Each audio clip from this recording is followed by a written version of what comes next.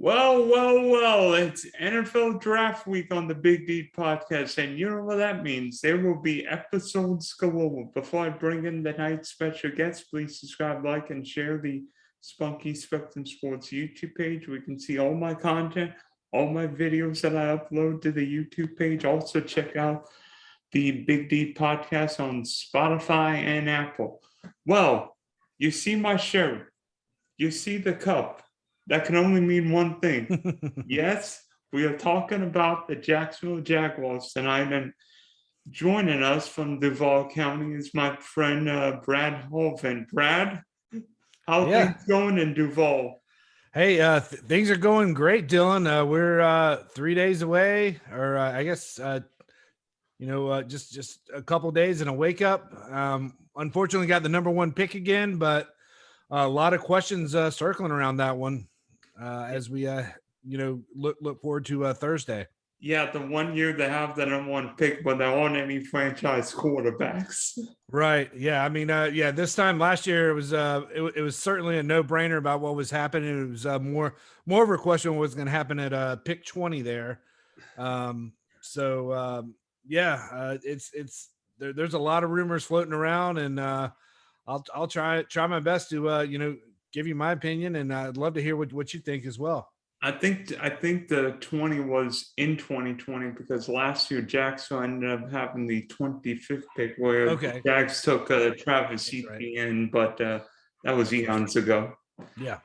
So heading into Thursday's draft, to me, I think there were four guys the Jags should consider for the number one pick. Would you agree? I do agree. I'm curious as to what your four are. Let's see. Aiden Hutchinson, the Michigan pass rusher. Correct. Evan Neal, the Alabama tackle. Yep. I don't know if I'm saying his name right. Eki Iwunu from the NC State tackle. Sure. Yeah. And then Vance Walker, the Georgia pass rusher. Javon Walker. Yeah. Okay. Oh, Javon Walker. Wait, it's Javon Walker? I think it's Trevon. Trevon Walker. Thank you. Walker. Trevon. Yeah, no problem. Yeah. Those are the four that are certainly on my mind. I have seen Thibodeau's name floating around there again. I don't see that happening. So that's why I was kind of curious as to your four. But no, I agree that those are the four that are certainly going to be in the mix. And it sounds, from what I'm hearing on the radio and reading everywhere, it sounds like there's a little bit of a disagreement between the owner, the GM, and the coach about which direction they want to do. And that is certainly something down here in Jacksonville we don't want to hear. We want to hear some unity. There was obviously some chaos last year that ended up in the firing of Urban Meyer, and then there was the whole. If you're close to following the Jaguars, which I'm sure you and I both are, there was a clown movement that went on for a couple months. I mean, I was certainly part of that as far as our feelings about Balky still being around as a general manager, but he kept his job. He's still here, which is actually quite surprising. And he's got to be part of the team that makes a decision on Thursday night. So, be honest, when I think of the four guys the Jags should consider, they're two different positions. One, right, pass rusher. I mean, everybody's looking for pass rushers. I mean, you don't win Super Bowls generally without great pass rushers. I mean, we saw with the Rams what Aaron Donald and Von Miller could do. We saw what Kansas City could do with Chris Jones and company a couple years ago. How many Super Bowls did Richard Seymour get Tom Brady over the Bucs with all those guys defense, 2 years ago? But to me, what position do you think the Jags should address? Pass rusher or line, offensive line? Well, I mean, at number one, I mean, I really think it's those two. I mean, personally, in my opinion, even though they went out and spent a whole bunch of money on free agency, I still think they need a wide receiver. But you can't. It's But you're not going to get one at that's not going to happen at one, right? So, in my opinion, I think with everything kind of swirling around with Cam Robinson, I guess you can fill me in. Did he sign the? He Yes. did sign it. Um, I mean, even with that being said, I like the offensive lineman, in my opinion, to protect Trevor. I mean, there may be some things that you have to do this year to plug in some holes, whether that's cutting Jawan Taylor, who was a second round pick just a few years ago, whatever the case may be, to try and just shore up that line. That's my opinion. I mean, I didn't see Hutchinson play a lot in college, or I guess really it was just last year was the big year. Really, same with Walker. I mean, even being down in the South, seeing I saw some Georgia games, but that Georgia defense was just upper echelon, and they're going to have 3, 4, maybe 5 guys go drafted in the first couple rounds. Certainly, he was part of that. He's a freak athlete. People certainly get enamored with the metrics after the combines and stuff like that, but I just feel like getting in my opinion an Evan Neal into that place, the guy who really was, I guess, when all this happened, he seemed like he was going to be the guy, and then it's kind of fluctuated back and forth. Right now, the I guess going favorite in Vegas is Walker, but I like Evan Neal personally to just kind of solidify that offensive line, because you need that. You need a running game, solidify that offensive line, see what you can do with Robinson and ETN with some youth up there to plow the road for you. I agree with you. I think Evan Neal's the safest pick in the draft. And what I mean by safe is Yes, I think yes. it's in 12-year starter in the NFL. Whether it's at tackle, whether it's at guard, so what? I mean, you think the Indianapolis Colts were correct taking Quentin Nelson a few years ago. I'm saying that pick's worked out all right. Right. Yeah, I would think so. Good. Yeah, no, I mean, I think, I mean, he was my pick from the start. I mean, same with Doug Peterson as the coach. I mean, I mean, sure, it would have been pretty cool to see Leftwich come back, but Peterson was my guy at the beginning, and then he disappeared. I started panicking when everybody else was gobbling up coaches left and right. But he landed here. He's got the Super Bowl ring. Maybe he can get the best out of Lawrence as we move on. And I mean, from what I'm hearing, I don't even think Neal is necessarily one of those three that the coach, the GM, and the owner like. For instance, I think from what I've seen, the owner is Shad Khan likes Hutchinson. Balky likes the freak Travon Walker on the edge as well. And then the head coach is I guess seems to lean to Ekwonu or Iki Ekwonu from NC State, but I mean that could all be smoke screen anyway. So I mean that's the time of year that we're in. But if I was running, I would go with Evan Neal. Obviously, still taking phone calls if anybody wants that number one, which I don't think they do. I don't think it, I think the only way you train for the number one pick, especially this year without a quarterback, is for a pass rusher or left tackle. And I don't think the Jags would do that. But to me, I'm confused why the Jags would pass up on Aiden Hutchinson potentially for Walker, because I mean, yeah, we all saw Hutchinson's incredible year lifting Michigan to the finally beating Ohio State and the college football Right. playoff. And yeah, Georgia's defense is incredible. And half the time, Georgia didn't even play its starters in the third, fourth quarter. Right. But we have seen so many guys do well in what some people call the underwear Olympics. And you know what? I don't care how fast you run in the 40. I don't care about knee bend, Right. three-cone drill. You know what? Cooper Cup ran a 4.62 in the 40-yard dash. And I didn't see one guy. I didn't see one guy stop him in 2021. Jerry Rice would have been one of the slowest wide receivers at the NFL scouting combine, and nobody could stop him. Not even Right. Deion Sanders. Right. To me, I would, if the Jags are thinking pass rusher, I would look at Hutchinson. Mm-hmm. I think he's got Nick Bosa in him. I think he'll be a dependable pass rusher. He'll give you everything on every snap.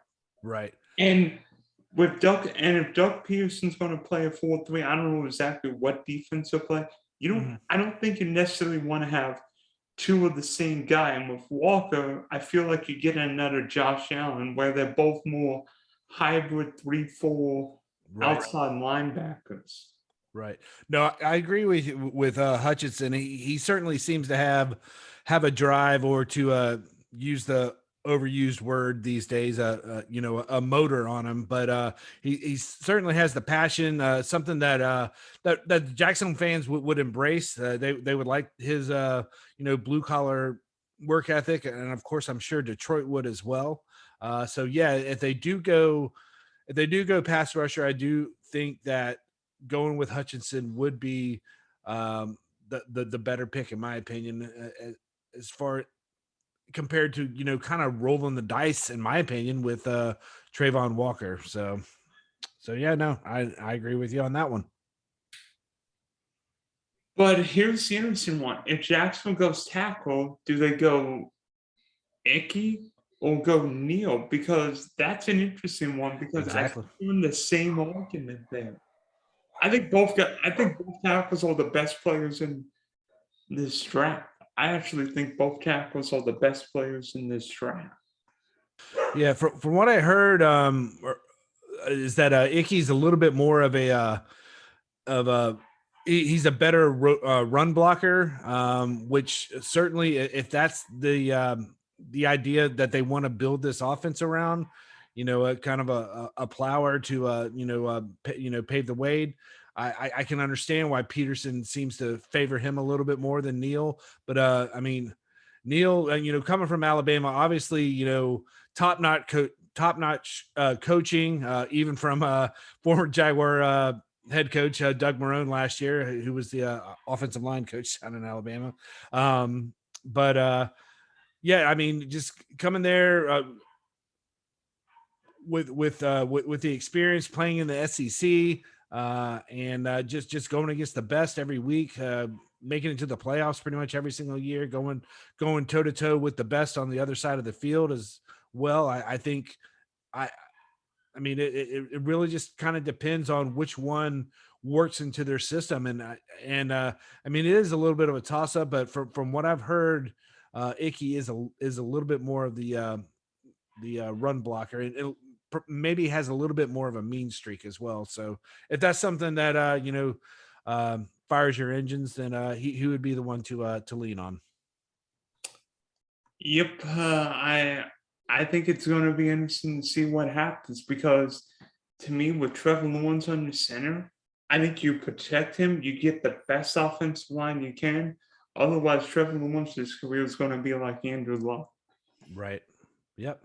And we happen. don't need to be drafting another quarterback next year. We'd rather trade that pick for a team that needs one. Sure. Yeah. Indy hadn't found a quarterback since then. So yeah. And now they've gone from Phil Rivers to Carson Wentz, and now Matt Ryan. Matty Ice. Yeah. Who's teaching them how to wash their clothes in cold water, apparently. No, just joking. The Colts will be ready for the snowplow game. Oh yeah. Exactly.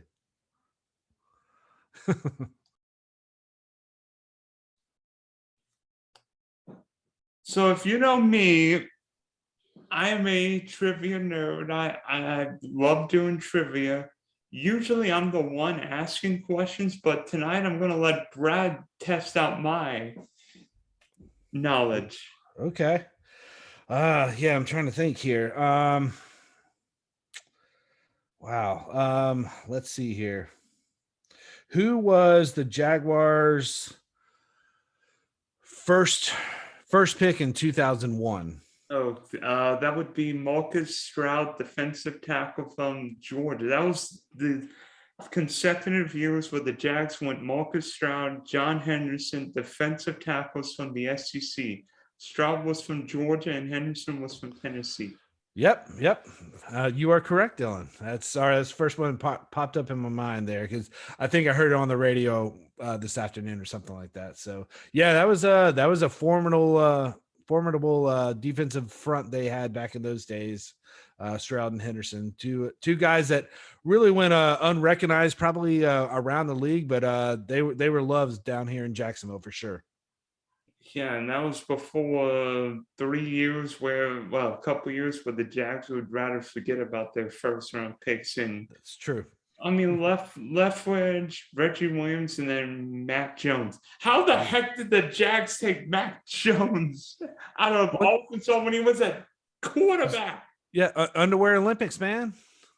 That just what you said. I mean, yeah, it's the underwear Olympics. I mean, he came in. Yeah, he was a quarterback at Arkansas, and nice athlete, but never played wide receiver in his life, and they took him in the first round. Yeah, that was certainly a head scratcher when that one came. Jones was already rumored to have off the field issues. Yeah. Not good. Cocaine cowboy. Yep. Yeah. Yep. So obviously, the Jaguars' first round history has been hit or miss. I mean, last year, Jags took Trevor Lawrence #1, but recent first round picks have not panned out well. Let me see. Since 2011, the Jaguars have drafted, and I can't believe I'm saying this list because this is historically bad. Now, just remember, I'm coming off a stomach bug. Don't make me too queasy, all right? No, I promise I won't make you that queasy. With some of these names. I've got 2011, Blaine Gabbert. 2012, Justin Blackman. 2013, Luke Jokum. 2014, Blake Bortles. 2015, Dante Fowler. 2016, Jalen Ramsey, who the Jags shipped to LA. Then 17, Leonard Fournette. 2018, Taven Bryan. 2019, Josh Allen. Hey, at least somebody can play. And then 2020, still on the team, yeah. CJ Anderson, who the Jags shipped to Carolina. Yep. And then Clavin Chazen, and then last year, of course, Lawrence and Travis Etienne. Right. The best first round history. No. Yeah, it's certainly not. Certainly not something to hang on your wall there. I'm just saying, what pick stands out in your mind? The one that hurts the most, or yes. Well, I mean, it's a little bit of a toss up.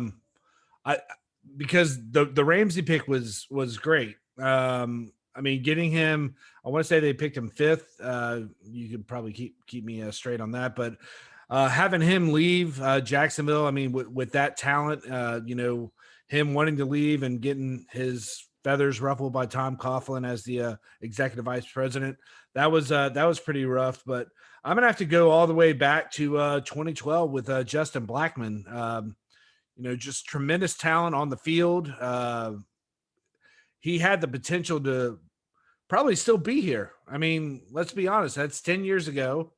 He could still be in Jacksonville doing great things, but he just couldn't shake the off the field troubles and really just set the Jags back offensively. I mean, it wasn't just him that did it, but I mean, if you look at it, I mean, they drafted him to be part of their future for years to come, and really only played maybe one full season between two seasons. It was pretty rough. I mean, there was a lot of hype about him. He definitely flashed several times when he was on the field for Jacksonville, but it's just an absolute unfortunate series of events that happened. So yeah, my pick's Blackman. Do you have one or out of that group? I can't, but I mean, I remember Justin Blackman because he put up great numbers at Oklahoma State. Yeah. I was thinking. I thought he possessed a chance to have a long NFL career because I'm not. I Absolutely. mean, at that point, you didn't see wide receivers getting drafted that high. I mean, of course, Julio and AJ Green were drafted in the top 6, but it seemed like wide receivers are now being drafted higher and higher. And I mean, just unfortunately, he got off on the deep end, and maybe we should have known that Jags were in for a bad run of drafts when he went off the deep end. Right. Yeah. I And mean, the Gabbard experiment didn't work out. They traded up to get him. oh gosh. And then Yeah. Same with Bortles. no, actually Borders was the number 3 pick because that Yeah. was the Jadeveon Clowney draft. Yeah. Oh gosh. I can't believe the Jags took Blake Borders number 3. And who the Jags could have drafted? Let's see. Khalil Mack at 5, Mike Not Evans bad. at 7, Aaron Donald at 13. Oh Yeah. Only the best defensive player in football. Mm-hmm. Deshaun Watson was around there, right? No, I think that was a few years later. Oh yeah, and what? you know who may have been the best quarterback from that draft? Derek Carr. Oh, yeah. Looking that way. Yep. Oh gosh. He's definitely the richest. Yes. Wow. Let me see. Oh wait, the Jags actually got a good pick in that draft, Allen Robinson. Yep. And shipped him off. Adams. Yeah. Gosh. Now you're making me feel a little queasy. Yeah, man. They're not called the cardiac cats for any reason. So I mean, yeah, their history is enough to make somebody sick for sure. I was around for the heydays and when in the late 90s and stuff like that. So I was around for that. But these last 20 something years have been rough with the exception of 2017. Yeah, well, we were 3 minutes from the AFC Championship. We were 3 minutes. Third and 18. Yep. From Nick Foles and Blake Bortles in the Super Bowl. The least watched Super Bowl ever. Well, we would have been there. Yeah. It would have been 90% Philadelphia Eagle fans and then probably the 2 of us in Minneapolis. That's true.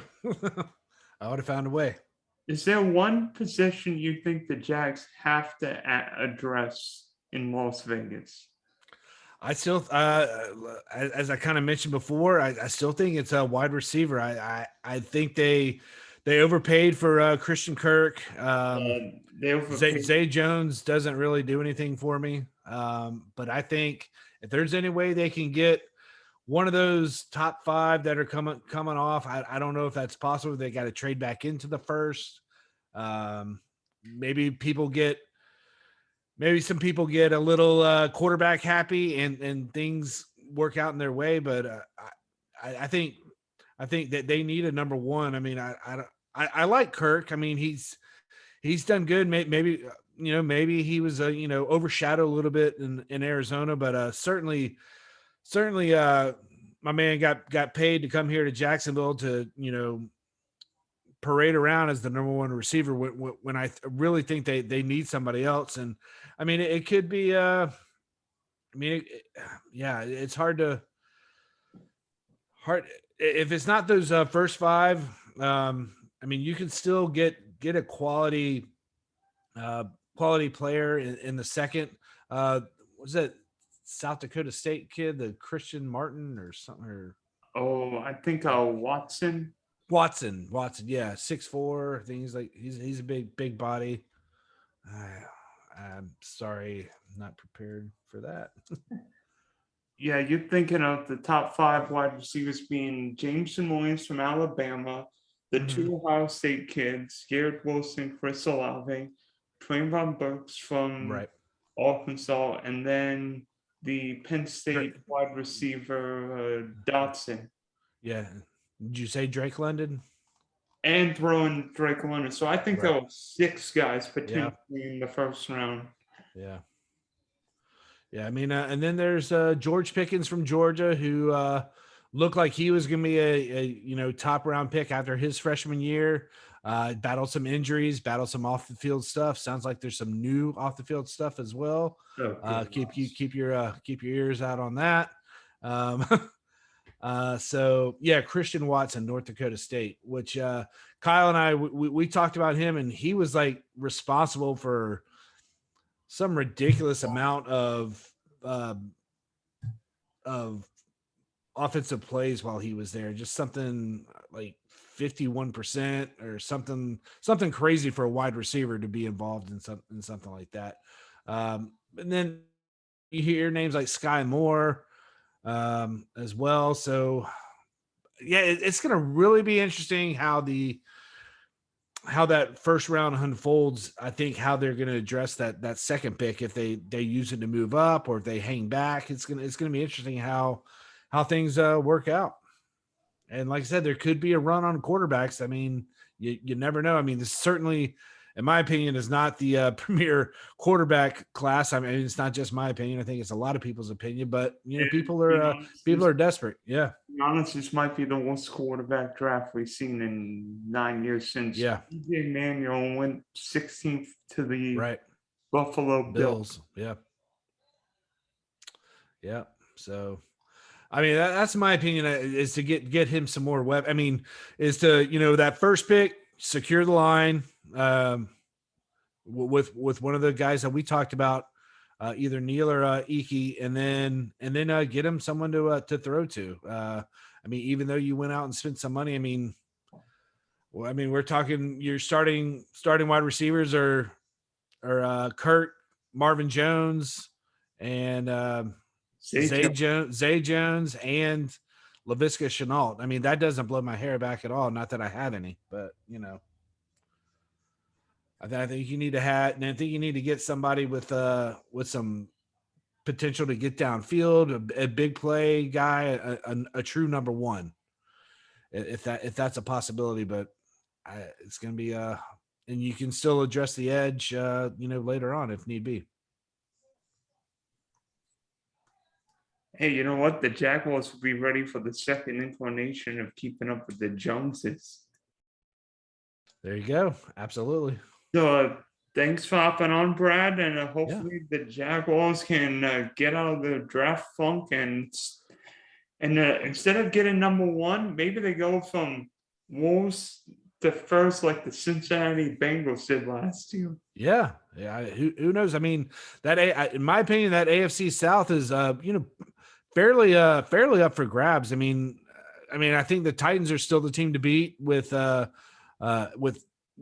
Henry and Woods coming in there now, and obviously the division champs. But now that there's been shuffling around with the quarterbacks on the other teams, I mean, I think the Jags said they have a chance. I'm not thinking, 10 wins. I don't have those kind of, aspirations, but if they get to 7 wins, 7, 8 wins, that'd be all right. That's definitely a stepping stone. Yeah, baby steps. Starts Thursday. Yep. So thanks for hopping on, Brad, and we'll Appreciate it.